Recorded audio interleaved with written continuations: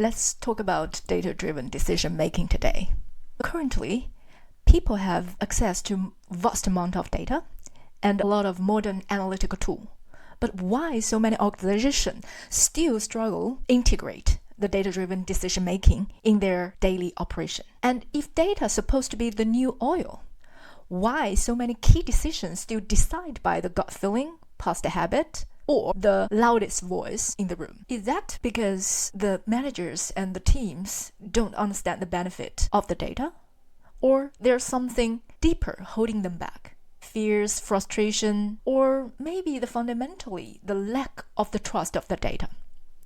And what about you? How often do you trust data over instinct? At gym, at work, for the relationship, or when you make big life decision? And how often you actually make calculated decision over your intuition? If you ever wonder why so many data-driven initiatives for short, or you want to help yourself or your team to embrace data effectively, keep watching. By the end of this video, you will be able to develop a better understanding about what is data-driven approach. You will feel more confident and motivated to adopt a data-driven decision-making method and be more willing to try out new tech, AI, machine learning tool in your daily work and life tasks. Then what does it mean to be data-driven? The concept of the data-driven is about use data and fact to find out the pattern, inference, or insights to support the decision-making process. At its core, data-driven is about making decisions. The true purpose of our gathering, understanding, analyzing data is to making better decision. Without decision or action, the value of data is not be realized. In other words, data-driven isn't about gathering and storing as much data as possible, isn't about to calculating and measuring any KPI you can think about. It's definitely not about apply AI or machine learning solution to every business challenge you can find. Simply exploring data and expect the algorithm review the truth, or hoping the machine learning solution will give you perfect optimization without understanding the true business priority and the natural trade-off will not work. Okay. If we all agree being data-driven is making better decisions, and then what is truly essential? It all starts with having a clear purpose and a set of specific measurable goals. From there, you need a well-defined hierarchy of priorities. This ensures you knowing where and how the trade-off will happen and what primary value need to be achieved or guaranteed. And more importantly, you need an actionable plan. Prepare yourself with a strategy or process for taking deliberate steps, even in the face of the worst or the most difficult scenario you may encounter. Let's imagine you have a perfect 6-week demand forecast model ready to use for your stores. Does that guarantee you will have more money or save more money in the next 6 weeks? Probably not. The real value of the good prediction is it gives people more information in time to take the right action to solve or mitigate the potential challenges. Remember, data does not create value. The right action do. So, next time, when you find yourself asking for more data or additional reports, pause for a moment and reflect what decision you will make with those information and what action you actually can take. If the answer is, I'm not sure, then you might not actually need those data just yet. It's not about having more data. It's about use available data effectively to take the right step forward. Think of data as a compass. It's point that way, but it's our judgment, action, and collaboration that are steering the ship going forward. Next, we will dive into 3 common faulty assumptions which prevent people fully embrace the power of data-driven decision-making process. Those assumptions is not about data quality, is not about technology, but it's the underlying assumption we're making when we use data to interpret the insights to make decisions. In many cases, we don't even aware of. We are making those assumptions at the first place. Assumption 1. People interpret data in the same way, even under different contexts. Think about this for a second. Just because two people have access to the same set of data, does that mean they will reach to the same conclusion? Or do you believe if you present the same insights and report to a group of people, they will automatically align with the final decision? Highly unlikely. There is the example. Two investors review the performance for the same stock, and the fact is, the price of the stock dropped 15%. One investor think, oh great, the industry is going really promising, and now the price is low and the company is undervalued, so it's time to buy. But the other investor actually think, oh shit, the company value is dropping, it's time to sell. Both of them say the same fact, but because of their different experience, interpretation, or risk preference, the final decision are completely opposite. The other example, in an HR meeting, two managers review the employee performance of this year. They say big drop of the productivity compared to last year. One may say it looks like we need a new incentive program and a training program to boost our productivity. And the other manager think, those work seems overworked. We need to cut back the workload before they burn out. Again, same data, different conclusion. And who is right? It depends. First, you have to aware it and elaborate it out loud. The most difficult thing is aware of something. Always ask yourself and your team, what common sense are we using?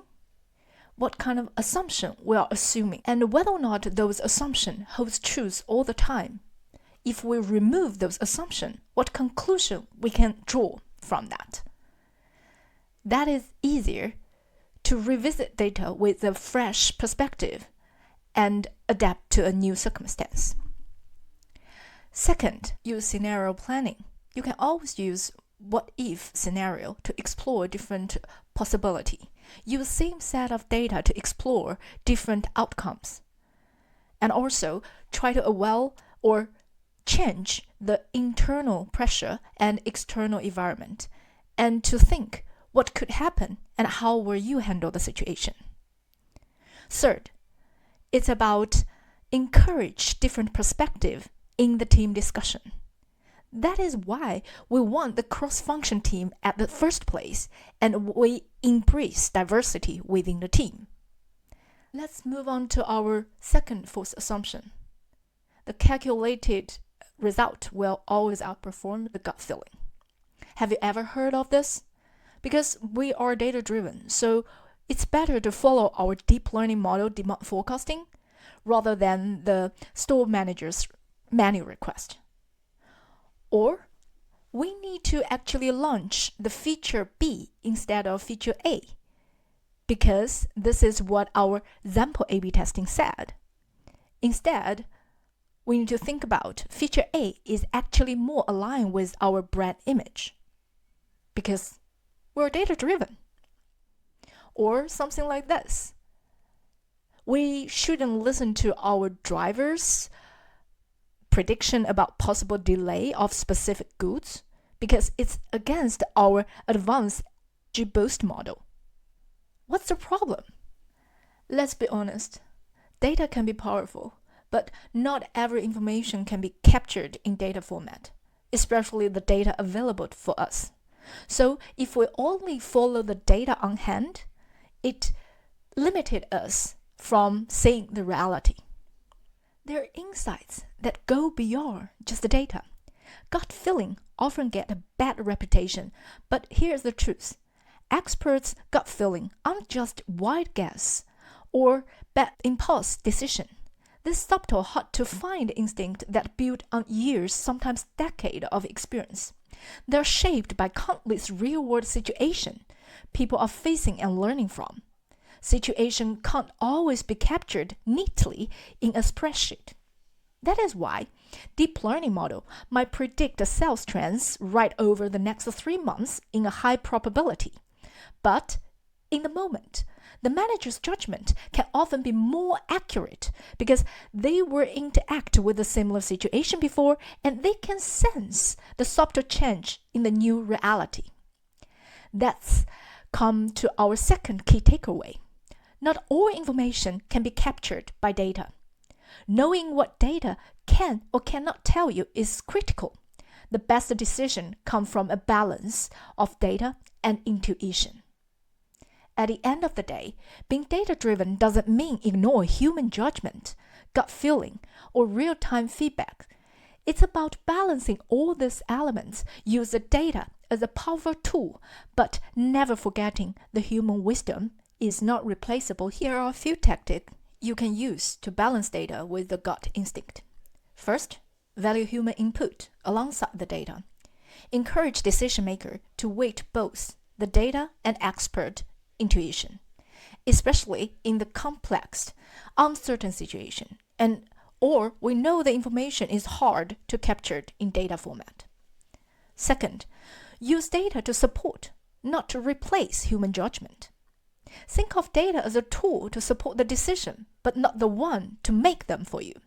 This way, you can combine hard facts with human insights for more well-run choice. Third, treat the detect difference between data and gut feeling is the opportunity to discover the truth. If your gut tells you one thing, but the data says another, don't immediately assume one of them are wrong. Use this difference as opportunity to dive deeper to understand the situation. You may be able to uncover some new insights or find some new opportunity. False assumption number 3. Historical sample data will always able to represent the whole population's reality in the future.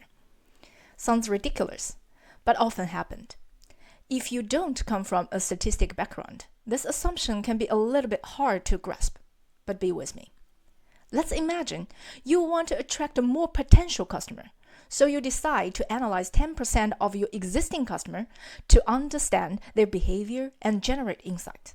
Will this approach be effective? Do you think who you want to target, your potential customer, have the similar behavior pattern as your existing customer? Or if you have a grocery store, you want to use the sales data from previous holiday season to forecast the inventory level you need this season. Do you think it will work? Even worse, suddenly an unexpected global event like a pandemic hits. Were you still able to rely on those predictions? The point is, here are two pairs of identities: history versus future, sample versus population. Since we were not able to know the future, we have to learn things from history to prepare ourselves. Since the population is too big and too costly to test, we can only use sample for experiment. So what's the key takeaway here? The point is, the history will not always repeat themselves, and the sample data may not represent the whole population. We need to remember, data always biased, and the data we have normally only from partial of the population, and the record is normally from past. So be smart, make decision or conclusion from those part of the data. Here, a few tactics may help. First, always encourage open dialogue about possible bias in the data. Always check where the data came from, when and which part were collected. What might be missing? When using prediction and recommendation from the data, reflect. Will sample represent the large population we are targeting? Have any key variable changed? Or any internal or external restrictions shifted? In that way, you will be more objective with the limitation of the data you have and have better preparation for the potential risks. Second, you can also combine the real-time data and do the testing. Future is about uncertainty. Even best prediction can only tell us probability, but not certainty. Rely solely on historical data can be risky, especially in the world that constantly change. So, incorporate with the real-time data if you have, or design a system to test to understand the market dynamic will be more beneficial to make action. Be sensitive to the change of the situation and constraints in the market. Prepare several scenario plans to handle possible surprise. You will get better result. In this video, we discuss what is the data-driven approach. The core of the data-driven is making decision and action. Data alone not generate value, but action do. Never forget, machine alone doesn't make decision, human do. Between information and action, we as a human make lots of assumptions to get the decision. Some of them are not always true. Beware of them and try to avoid the trap. Last, I want to emphasize, automation and AI are not here to replace us. Not yet. They are here to empower us. You're in the driver's seat. When we combine the strengths of AI with our own expertise, we create something far more powerful than machine and human alone. Don't compete, collaborate. Don't resist. Leverage. Thank you for watching.